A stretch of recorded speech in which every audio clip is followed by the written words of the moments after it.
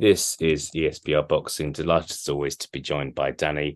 It is nearly midnight, and we have just seen Josh Kelly defeat Gabriel CORZO in Newcastle via unanimous decision with scorecards of 117, 110 and 120, 107 twice. Danny, not the best, not the most memorable of nights. I'm not sure there'll be many people who have watched that until the end. Who knows? But yeah, give me your thoughts on the fight and Josh Kelly's performance. There's no point trying to dress it up, is there? It was a pretty boring fight. From maybe 3, 4 rounds on. I mean, Josh Kelly won every round, like pretty clearly. I thought. I mean, there was a couple of rounds where he didn't really throw any punches. Like it's like genuinely, I think it must have been the fifth round. He honestly threw like 5 punches in the whole round, and yet still probably won it, which says what you need to know about the level of CORZO. Yeah, it was pretty uninspiring. Like, you sort of wonder because obviously the concern after the Avanesian fight was the gas tank. Is that why he's not sort of putting the foot down and trying to get people out of there? He's sort of people chat about Joshua holding demons from the Ruiz fight is like a similar thing. Like anytime Josh Kelly feels like a fucking modicum of tiredness, is I need to like pull the brakes back here, even if he's up against someone who's overmatched as Corza. But yeah, I'm not sure. But yeah, it was fairly uninspiring, and I don't think it's done his stock any good, if I'm being honest. No, I don't think many people will be talking about tonight after tonight, really. Were you a bit disappointed with CORZO as an opponent? Obviously, fairly unknown to British fight fans, was undefeated, but he hadn't fought outside of Argentina, hadn't really didn't have a great punching record. Would you have? I know, look, we weren't expecting Josh Kelly to go up against a world beater tonight, but would you, considering how late the fight started, the fact it's the main event, the fact that there wasn't too much other boxing going on in the UK tonight, would you have liked a better opponent for Josh Kelly tonight? I would definitely have liked a better opponent, and the fight as a whole was disappointing.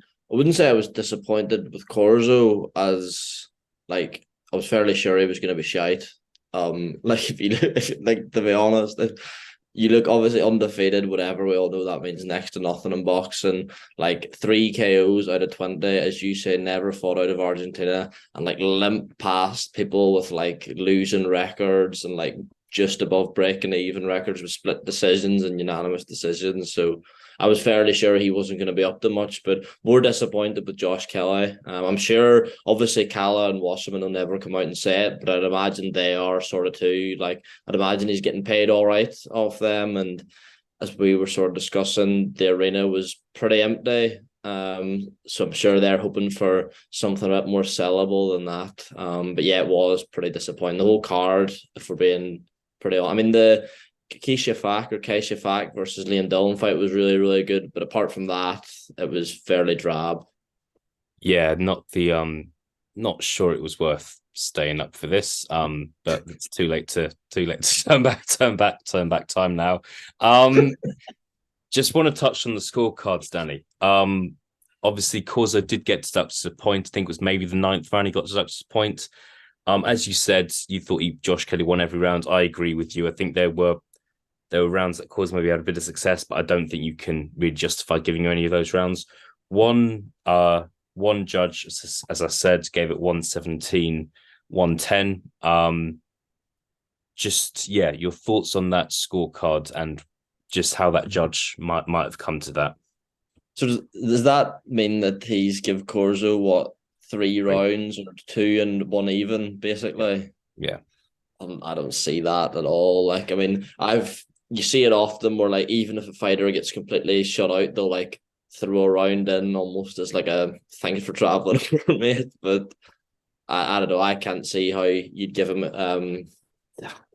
Maybe you can make a case for one, that one I spoke about, and sort of a bit of joy towards the end. But I feel to see, and to be honest, mate, I'd like sort of switched off by like 9, 10, 11 to be scoring it accurately. But certainly from how I was viewing it, what, 2, 3 rounds, I don't see that. Like, I would love to see how many clean punches he landed through the fight. I can't imagine it was a huge amount. Yeah, of course. I think as always, look, it would be interesting to maybe rewatch the fight and kind of give it your full attention and kind of score it properly as if you were a judge. I'll But not be doing that, mate. no, I don't. I'm sure we've all got better things to do with our time. And look, the guy, it's a bit of a dodgy scorecard. It's not like he had Corzo winning the fight, but still a bit of a concern. Yeah. We are gonna do another video about Josh Kelly. So please do, please do watch that on our YouTube channel. We'd really appreciate it if we did. One final question for you, Danny, before we do go. What level do you consider Josh Kelly to be at now? He's lost at European level against Avanesian. He's British champion now. Obviously, beat Troy Williamson in his last fight. Yeah. So, do you consider, is he British level? Do you consider him to be at European level? Is he fringe world level? Where do you see him now? It's a tricky one. It's a really, really, really tricky one because, like, Avanesian obviously beat him and beat him well, but you wouldn't like say Avanesian was world level, would you? Like, he's a strong European level fighter. Josh Kelly, I would put somewhere in between, like the top. Like, he's obviously, like, the Troy Williams fight was a bit of a schooling. I would say you'd have to put him sort of getting towards European level, if like the top of British level. But I know, like, he's obviously promoters chat shit, but they're billing him as like a world class 154-pounder. Like, we've seen absolutely nothing to indicate that, really. I don't know. I'd want to see him against. I know when we discussed this in the other videos, but like, even though I'm sitting here saying, oh, he's European level, there's like British fighters at that weight who you wouldn't say who would say are British level that I think would be live fights against Josh Kelly. So it's a tricky one, but definitely not world level. Jesus Christ, no way. Yeah, we'll see what happens. You know, he's kind of got a good ranking with the WBO. But yeah, we'll discuss that more in the other video when we discuss what's next for Josh Kelly. Danny, thank you very much for your time, especially on a night like tonight. Really do appreciate it more than the more watchable nights of boxing that we sometimes see. But yeah, thank you for your time. No problem, mate.